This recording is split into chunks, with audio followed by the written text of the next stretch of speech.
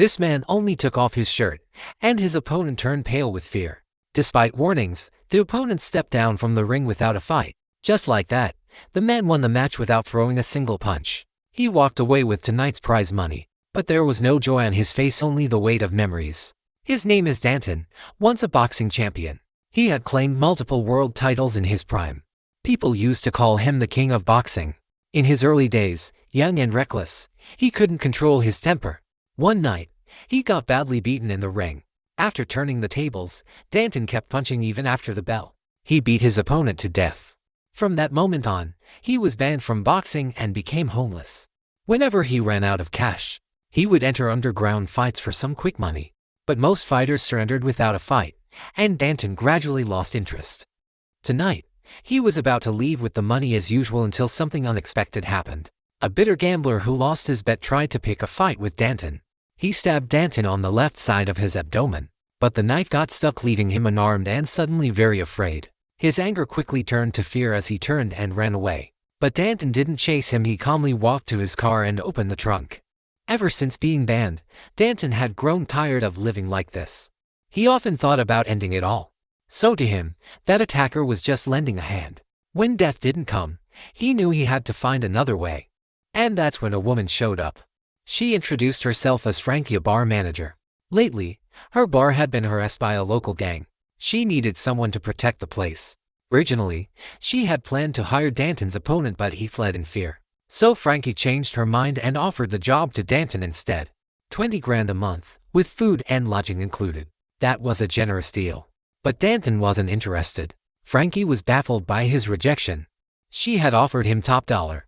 But Danton just wanted to fight for small payouts. He didn't care about big money. Look, your schedule's full.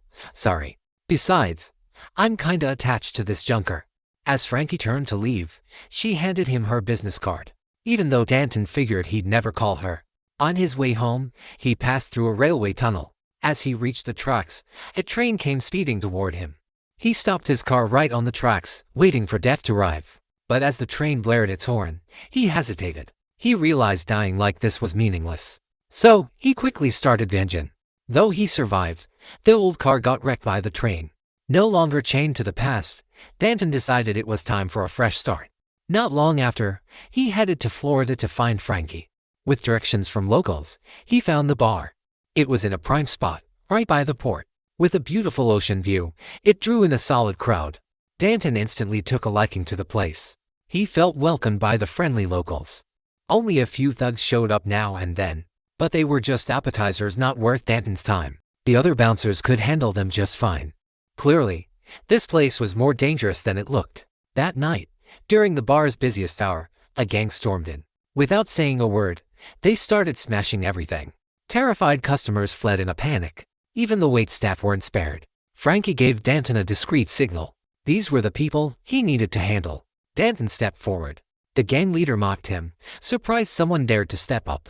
He started bragging about his power. Danton simply smirked in return. The gang leader had no idea what to expect. Suddenly, Danton turned his back and walked away. The thug assumed he was scared. But Danton walked toward their parked motorcycles. Sensing something off, the gang followed him outside. Danton easily lured the whole crew away from the bar. Only then did he speak up. Before we fight, I gotta ask, do you guys have insurance? Huh, you mean health insurance? And dental, too. You'll need it after tonight. His words humiliated them on the spot.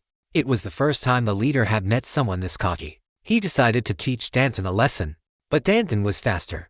Within minutes, he knocked out each one of them. Furious, the gang leader charged at him with everything he had. But before he could land a hit, Danton smashed his face in. With the gang lying in a heap, Danton proved he was still a true fighter. Then, surprisingly, he drove them all to the nearest hospital. The doctor, seeing their swollen faces, thanked Danton. This bunch alone meets my monthly quota. Danton just smiled silently. No one knew what was going on in his head. The doctor then warned Danton. These guys work for the brand gang, the nastiest crew around. They never let a grudge go unanswered. Danton replied with a calm note, then walked away. He didn't seem too concerned. He doubted the brand gang would be that petty. But news of their men getting hospitalized quickly reached Castor, Brand's right-hand man. Castor was furious. He ordered Danton to be dealt with within 3 days. Meanwhile, Danton had no idea Castor was coming for him. He was still enjoying the praise from locals at the bar. Word had spread fast about Danton taking down the gang solo. People now saw him as the town hero. But Danton didn't care much for the attention. What puzzled him was why Frankie had crossed again like Brand. Turns out, Brand wanted to buy her land. They planned to build a massive entertainment complex. But Frankie refused to sell. So they started harassing her, smashing up the bar and terrorizing the locals. After hearing it all, Danton said little. But deep down, he decided to stay and protect the bar. Frankie set him up with a place to live. It was an old boat docked at the harbor. When Danton moved in, a kind fisherman warned him about the gators in the water. Danton just nodded politely. He wasn't too concerned. He was more interested in the view. He imagined a brighter future. And for a while, things were peaceful. The locals were not just friendly, they loved him. Danton even had a girlfriend, Ellie, a beautiful woman. But those happy days didn't last long. One night, on his way home, Danton ran into trouble. He saw a pickup truck speeding straight at him. He dodged, but it still clipped him and knocked him down. Seriously hurt, he struggled to stand. The truck reversed, ready to finish him off. Danton couldn't move in time. He got hit again. It was a big, heavy-duty pickup. Thinking fast, he leapt onto the truck bed. The crash broke the guardrail. They were near the ocean. Danton could fall into the sea at any second. The attackers knew it too. They jumped out and pushed the truck into the water. Danton dove out just in time and swam to shore. But the danger wasn't over yet. Back at his boat, the same gang leader he beat earlier was waiting. He had a rifle in hand, clearly out for revenge. "Want this to look like an accident?" he sneered. "To bed. I'm giving you a bullet instead." It was a smart plan on paper, but he forgot how close they actually were. Before he could shoot, Danton lunged at him. He snatched the rifle and hurled the man into the sea. Danton stood at the edge, aiming the gun at his foe in the water. The tables had completely turned. But Danton had no intention of killing him. He tried to pull the man back up. Because Ellie once told him the Brand gang was fiercely loyal. They would die for their cause without hesitation. Even the police couldn't handle how extreme they were. All Danton wanted was a peaceful life, not more chaos. But then came the one thing he hadn't expected. The gator that he'd ignored earlier suddenly appeared. With prey served right in front of it, the beast didn't hesitate. Danton tried to save the man, but couldn't pull him from the gator's jaws. After a struggle, the gator swallowed him whole. Now things were truly messy. Danton had accidentally gotten involved in a deadly incident.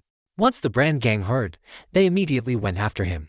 When they found him, Danton remained calm. He didn't even glance at the gun holstered on one thug's waist.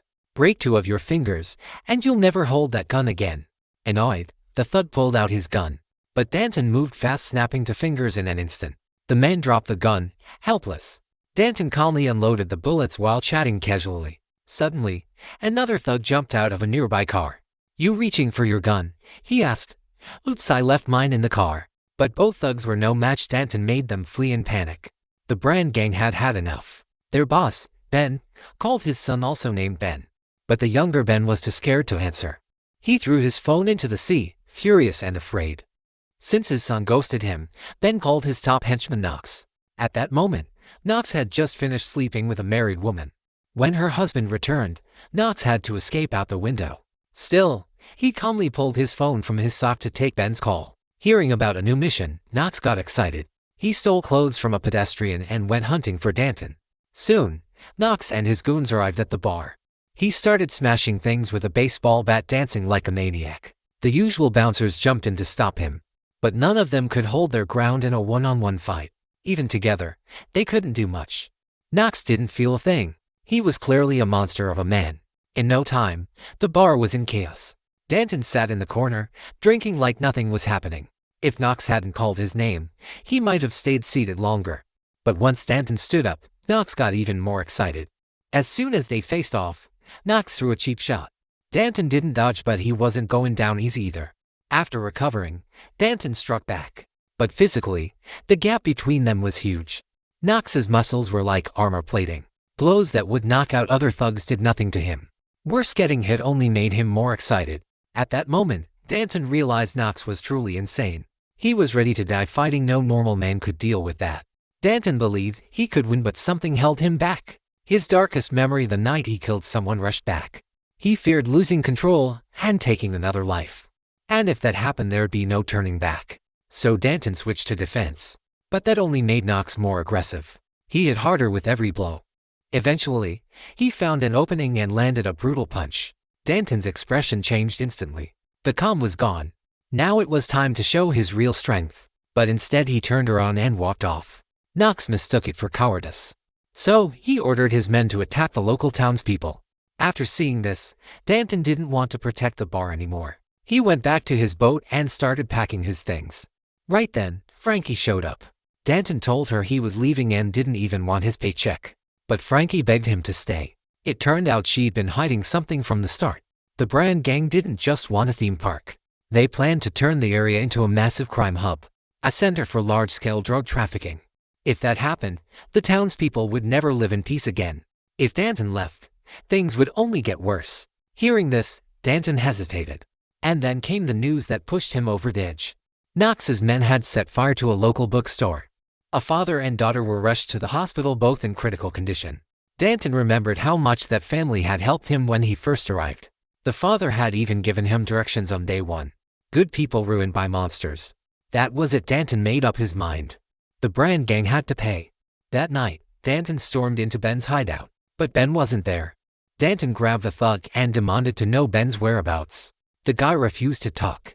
Just as expected, Danton beat it out of him.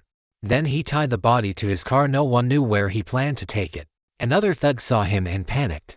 Before Danton could say a word, the guy spilled everything. He revealed Ben would be making a deal at the docks 5 a.m.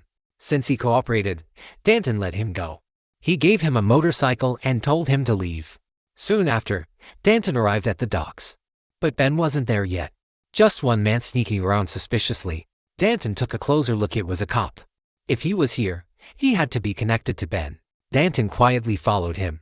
While the officer was distracted, Danton snatched his gun and knocked him out. Inside the cop's suitcase, loads of cash. Clearly, this was Ben's money for the deal. Danton had an idea. He fired a few shots into the dead thug's body. The goal framed the cop and sparked tension between both sides. Though the plan was risky, a smarter crew might not fall for it. But it didn't really matter. For Danton, it was just a bonus play. He grabbed the cash and left the scene. The real vengeance was just beginning. As he prepped explosives, he received terrible news. Ellie's father showed up in a panic. That cop had woken up and reported Danton to Ben. Enraged, Ben had kidnapped Ellie. He demanded Danton bring the cash to a secret location before sunset, or else Ellie would die. Ellie's father was frantic with worry. Danton reassured him, "I got this." Then he loaded the explosives onto a boat and headed for Ben. Soon, he spotted Ben's yacht in the distance. It had to be where Ellie was being held. As soon as Ben saw him, he demanded the money. But when he realized Danton didn't have it, he lost it. He swore both Danton and Ellie would suffer for it. Right then, another boat appeared. It was Knox. Danton realized the psycho wasn't done yet. There was no time to wait. He had to act. He triggered the explosives, tearing the yacht apart. Water flooded into the lower decks. Ben went into a rage, but before he could fight, Danton knocked him out cold. Danton rushed to find Ellie. After a frantic search, he found her locked in a cabin. Just then the window shattered, and seawater poured in. Danton and Ellie used the moment to swim out. As they reached the surface, a small rescue boat appeared. Danton helped Ellie climb aboard and told her to flee. He stayed behind to face whoever came next. A chase began. Engines roared as the enemy pursued. Danton used one thug as a human shield, dodging Knox's speeding boat. But that was just the beginning. Knox turned the boat around for another charge. This time, there was no escape. So Danton jumped, grabbing hold of Knox's boat as it came at him. Face to face again, Knox lit up seeing Danton still alive. He wanted one last brutal showdown right there. But Danton didn't want to waste time on a lunatic. Using speed and sharp reflexes, he tricked Knox into falling overboard. Then Danton took control of the boat and chased after Ellie. But Ben had already caught up to her. He climbed aboard and held her hostage. Ellie was in grave danger. Meanwhile, Danton didn't realize someone was trailing him. Knox had latched onto the anchor and was being dragged along. Using a rope, he climbed back onto Danton's boat. At the same time, Ben spotted Knox. He ordered his men to steer the boat straight at Danton. The impact was brutal. Danton's boat couldn't take the hit. He was thrown off the deck. He landed on Ben's boat. Ellie rushed over to help. Now, only the three of them remained: Danton, Ellie, and Ben. Ellie bravely fought to regain control of the wheel. Danton got back on his feet to help her. Ben couldn't withstand their teamwork. But during the struggle, the boat spun out of control. It crashed into the shore at full speed. Danton and Ellie leapt into the water just in time. Ben was the only one left on board. Severely injured, he lay motionless. Danton was about to spare him, but Ben suddenly lunged for a sneak attack. As expected, Danton beat him down again. Just as Danton was ready to end it, out of nowhere, a pickup truck came roaring in. It was Knox back from the dead once more. Danton landed a powerful punch to his face. Knox stumbled back, trying to retreat to the truck. Danton went after him. But Knox smashed through the window and came at him again. This time, Danton wasn't holding back. Knox attacked first, wanting to end it quickly. But Danton had more experience and focus. Even wounded and exhausted, he held his ground. The two clashed fiercely, each blow like thunder. Knox became more savage with every hit. Every punch aimed to kill. Danton started losing ground. But finally he found Knox's weak spot. He flipped him over, jumped on his back, and locked in a chokehold. Knox struggled, gasping. His face turned purple. He was seconds away from blacking out. He couldn't breathe. In desperation, Knox grabbed a sharp piece of wood. He stabbed Danton right where he'd been injured before. Danton screamed in pain and let go. Knox broke free. He grabbed another plank and prepared to finish it. Ben slowly got back on his feet. He ordered, "End him now." But there was no loyalty left. Knox turned and snapped Ben's neck just like that. Then he went back to tormenting Danton. But Danton had pulled out the wood from his body, and now he drove it straight into Knox's gut. Knox was stunned. He staggered back. Danton didn't stop. He stabbed again. It was the only way to end this nightmare. And finally it was over. Later, Danton returned to the burned bookstore and left the suitcase of money at the door. Then he walked away. No goodbyes, no medals, no applause. But everyone knew because of him, this town had a second chance. Thanks for watching to the end. Subscribe so you don't miss future videos. For now, goodbye and see you in the next one.